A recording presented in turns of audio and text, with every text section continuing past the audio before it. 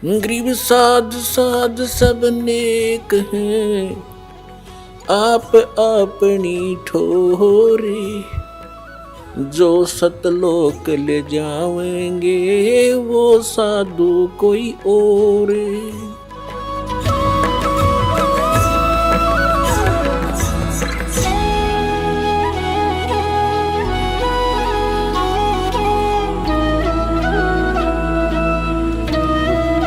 लेकिन मैं इन वेदों में वर्णित विधि से प्राप्त नहीं हो सकता। आपको दिखाते हैं यजुर्वेद, यजुर्वेद अध्याय नंबर 5 का मंत्र नंबर 32 में कबीर अंगारी असी बम भारी असी। ये देखिए, ये है यजुर्वेद और महर्षि दानंद द्वारा इसका अनुवाद है। इसके प्रकाशक कौन है? सार्वदेशिक आर्य प्रतिनिधि सभा 2/5 महर्षि दानंद भवन, रामलीला मैदान, नई दिल्ली से। यजुर्वेद आर्य भाषा भाष्य संपूर्ण 40 अध्याय, महर्षि दानंद सरस्वती कृत। इस दानंद जी ने इसका अनुवाद किया है। ये लेखक नहीं है वेदों का, केवल अनुवाद करता है, जैसे गीता जी के गढ़े अनुवाद करता है। और मुद्रक ये हैं Prince offset printers 1510 Pataudi house Daryaganj नई दिल्ली से। अब इसके 5वें अध्याय के 32वें श्लोक में दिखाते हैं आपको। ये 5वां अध्याय और ये है नीचे 32वां मंत्र 32। यहां देखिएगा, उसी गसी, ये देखो, कबीर अंगारी असी। हम इसको कबीर बोल देते हैं, बै अपने लैंग्वेज में हम बै बोलते हैं। कबीर अंगारी असी बम भारी अविसुर असी। अच्छा, इसका इन्होंने अनुवाद किया है, ये देखेंगे। हे जगदीश्वर, जिस कारण आप उसी के माने कांतिमान, असी माने हैं, और अंगारी माने खोटे चलन वाले जीवों के शत्रु।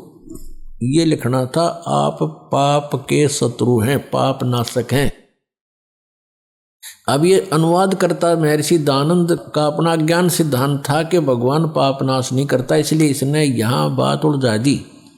और फिर 8वें अध्याय के 13वें श्लोक में 6 बार लिख रखा भगवान पाप नाश कर देता है, वहां इसकी बसाई नहीं था। ये लिखना था, वो अंग माने पाप, अरि माने शत्रु, वो पापों का शत्रु कौन है? कबीर।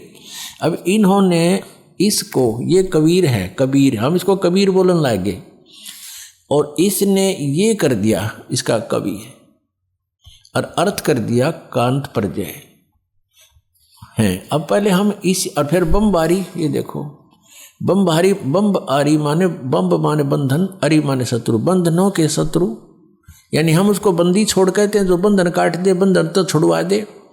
हम कबीर जी को, कबीर परमेश्वर को हम बम भारी यानी हम बंदी छोड़ कहते हैं। और इसको लिखने का फर्क है, या बंदी छोड़ लिख दे, बंधनों का शत्रु लिख दे, एक ही बात है। अब जैसे इन्होंने यहाँ जो गलती की है ना, यह गलत कर दिया।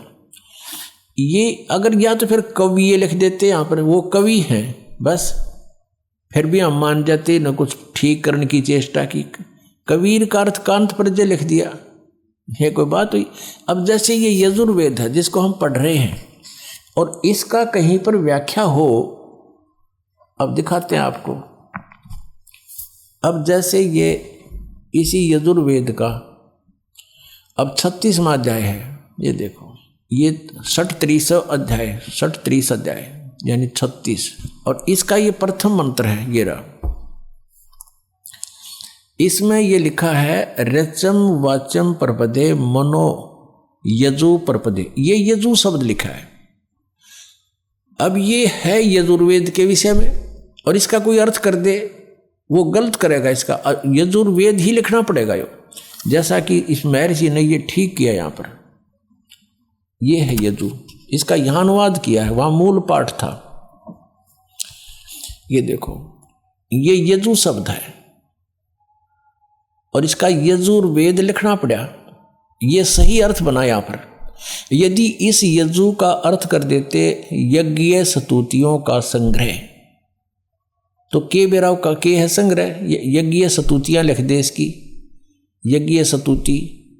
तो यजु का अर्थ यहाँ लिखना पड़ेगा कि वह यजुर्वेद के बारे में कहा जा रहा है। तो ठीक जहाँ इन्होंने कवि कर दिया उसको हमने कबीर देव पढ़ना पड़ेगा, कबीर देव लिखना था। देखो हम फिर आते हैं वही 5वें अध्याय के 32वें श्लोक पर। ये 32वां श्लोक यजुर्वेद का। अब यहाँ इसने जो कवि कर दिया, यहाँ लिखना था वो कबीर देव है, बस वो कबीर देव लिख देते। हम कबीर देव कहने लगे, देव को परमेश्वर, देव का अर्थ परमेश्वर होता है, तो यहाँ लिखना था वो कबीर देव हैं। और देखो यहाँ लिखा है रतधामासी सवर ज्योति। रतधामा इन्होंने खुद लिखा है, रतधामा माने सतधाम युक्त।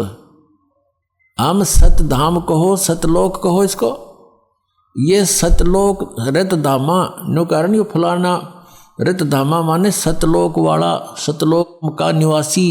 वो कहते हैं ये फलाने गांव का है, हाँ यो फलाना वो गांव का है।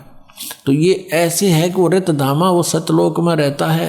और सवर ज्योति देखिए अड़ंगा कर रखे अनुवाद का, अंतरिक्ष को प्रकाश करने वाला। सवर ज्योति स्वयं प्रकाशित, वो स्वयं प्रकाशित है, परमात्मा है, वो सतलोक में रहता है। कबीर उसका नाम है और वो ही अंगारी है, पापों का शत्रु है, बंधनों का शत्रु है, यानी बंदी छोड़ है वो कबीर अंगारी असी। ये कबीर, हम इसको कबीर बोलते हैं कबीर।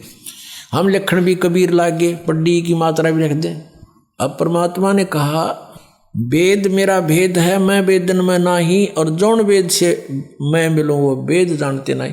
ये देखिएगा ऋग्वेद भाषा भाष्य द्वितीय भाग, ये कहाँ से प्रकाशित है? प्रकाशक हैं पंडिता राकेश रानी, प्रधान कार्यालय वेद मंदिर महात्मा वेद भिक्षु सेवाश्रम लेखराम नगर अब्राहमपुर मुखमेलपुर दिल्ली दूरभाष इतना है। और नीचे लिखा है दान संस्थान नई दिल्ली का प्रकाशन। और इसका यहाँ अनुवाद करता है ये 9-10 मंडल हैं ये। महात्मा वेद भिक्षु भारतेंद्र नाथ दान संस्थान करोल बाग नई दिल्ली। इसके 10वें सूक्त के 10वें मंडल के और सूक्त नंबर 49 में दिखाते हैं आपको। ये देखिएगा ऋग्वेद मंडल नंबर 10 और सूक्त 49 इसका ये पहला ही मंत्र है। 49 सूक्त का ये पहला मंत्र है। इसमें लिखा है कि मैं स्तुति करने वाले को, यानी पूर्ण परमात्मा अपनी महिमा वेदों में लिख रहे हैं। और इसका अर्थ है कि अहम दा ग्रहणते पूर्वम स्वहम ब्रह्म करणम। अब पूर्ण परमात्मा कहता है ब्रह्म की उत्पत्ति मैंने ही की। अब यहां देखो इनका अनुवाद देखें, मैं स्तुति करने वाले को सनातन निवास योग्य लोक, सनातन ऐश्वर्य निवास योग्य लोक मोक्ष तथा ज्ञान प्रदान करता हूँ। मोक्ष भी प्रदान करता हूँ और निवास योग्य सनातन लोक, सनातन ऐश्वर्य जहाँ जाने के बाद फिर कभी आपका सुख नाश नहीं होगा, वो प्रदान करता हूँ। अहम ब्रह्म, ये देखो स्पष्ट, ये भी पढ़ना पड़ेगा, हमने नहीं तो ये गड़बड़ कर रहे हैं। अहम ब्रह्म करणवम, मैं वेद को उत्पन्न करता हूँ। ब्रह्म का अर्थ वेद कर दिया इन्होंने, तरह गजब। मैं ब्रह्म को उत्पन्न करता हूँ। पूर्ण परमात्मा कबीर देव जी सतपुरुष ने ब्रह्म की उत्पत्ति की थी। फिर मूल संस्कृत पढ़ो, अहम माने मैं, ब्रह्म माने ब्रह्म को, करणव उत्पन्न करता हूँ, मैं ब्रह्म को उत्पन्न करता हूँ। ठीक है, इन्होंने जहाँ थोड़ी बहुत गलती करी है अनुवाद में उसको हम शुद्ध कर लेंगे अपने ज्ञान से। और यह वेद मेरी ही महिमा की वृद्धि करता है। ये वेद मेरी ही महिमा करता है, चारों वेद मेरी ही महिमा गा रहे हैं। यज्ञ दान सत्संग करने वाले को सन्मार्ग में आदेश करने वाला मैं ही हूँ। करे करावे साईं आमन में लहर उठा और दादू सिरदर जीव के आप बगल हो जा। कहता सब ये दान पुण्य सत्संग पुण्यात्मा जो मेरे से जुड़ गए हैं उनको मैं ही लाता हूँ। यहाँ पर मैं ही सन्मार्ग का आदेश करने वाला मैं ही हूँ। मैं सकल युद्ध में न देने वाले कुसंगी यज्ञशील जनों को ही हराता हूँ। हराता है यानी हराता हूँ, यानी कहने का भाव यह है कि मैंने तो ब्रह्म की उत्पत्ति की है और जो मेरी सतभक्ति करते हैं, मेरी स्तुति करते हैं, उनको सनातन लोक, सनातन माने शाश्वत स्थान प्राप्त कराता हूँ।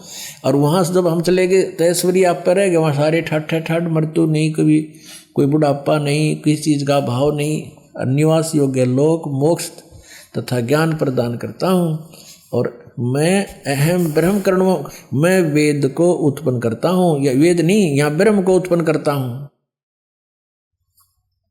और मह्यम वर्धनम, और ये जो वेद हैं वो मेरी महिमा गा रहे हैं, क्योंकि ब्रह्म ने फिर वेदों का ज्ञान आगे दिया। अब कहने का तात्पर्य ये है कि हम जिन सदग्रंथों को सही मानते थे, सत्य मानते थे और मानते हैं, उनको हम समझ नहीं सके। जब पूर्ण परमात्मा कबीर जी ने, उस दानक कबीर ने, जुलाहे कबीर ने, काशी में आए हुए भगवान परम अक्षर ब्रह्म ने अपनी प्यारी आत्मा धर्मदास जी को अपना सतलोक दिखा लिया, सचखंड दिखाया, वहाँ सब सतिथि से परिचित करवाया, तब वो वापस आया, उसके शरीर में वापस प्रवेश कर दिया आत्मा को। तब उसने जागृत होकर के कहा कि हे परमात्मा, हम तो इन श्री राम, श्री कृष्ण, ब्रह्मा, विष्णु, महेश जी को ही सुप्रीम पावर मानते थे। हे मालिक, फिर ये तो वेद और जितने भी पुराण हैं ये सब झूठी हैं। इनमें इनके बारे में बताया गया जो अमर है, सर्वशक्तिमान है, सर्वेश्वर है। परमेश्वर ने कहा वेद कतेब झूठे नहीं भाई, और झूठे हैं जो समझे ना ही। झूठे तो वो हैं जो इनको समझ नहीं सके। वेद पढ़ने पर भेद न जाने, बाँचे पुराण 18, और फिर भी वेद पढ़े और उसका समझ नहीं सकते, इस करके अज्ञान साधनाएं शुरू करवा रखी हैं। और जड़ को अंधा पत्ते खुआवे, भूल गया सृजनहारा। भगवान पर तुलसी के पत्ते चढ़ावे, फल फूल चढ़ावे मूर्ति के ऊपर, कहते सृजनहार को भूल गए तुम। तो इन वेदों में परमेश्वर की महिमा है।